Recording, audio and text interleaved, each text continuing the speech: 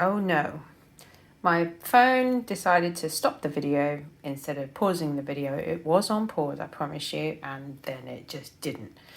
But the machine cover is now done, and I've done the bias binding, and it's all looking very beautiful. So let's go have a look. So I want you all to close your eyes. Close your eyes.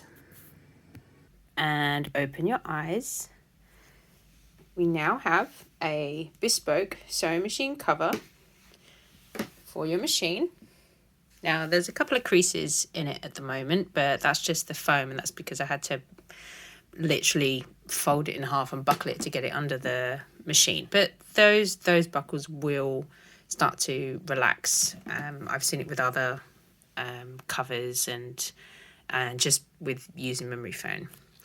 But I've got my booklet set up.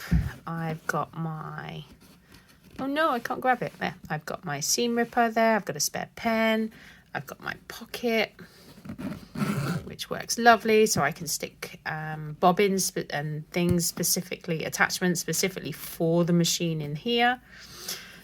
I did decide in the end to top stitch. I just found afterwards, once I'd put it together, that the top stitch actually just defines the edges a lot better. And I've done the bias binding. Now I will tell you now, I hate bias binding. I've never quite mastered it. So you can see with mine, I've got a layer of stitching there, and I've got a layer of stitching at the bottom because it didn't quite grab. I'm no expert on sewing, and I'm certainly no expert on bias binding. I'm learning. I will get there eventually. I will master bias binding. But we're all here to learn, you know, so I will work it out eventually. But the fact that I've done 2 layers of top stitch, actually, it's not too bad. But the machine holds itself really well. It's not touching the cover at all. The cover isn't actually touching the machine.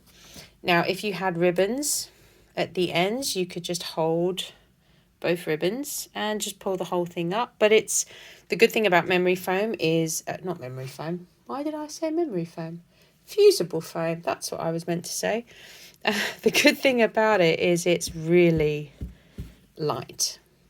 So there you go. It's done, and it's got its own shape just for the machine. Now I'm going to pause the video because I'm going to show you just how good the foam is compared to, say, a fabric one. So just give me a second, let me get set up, and then I will show you one last thing.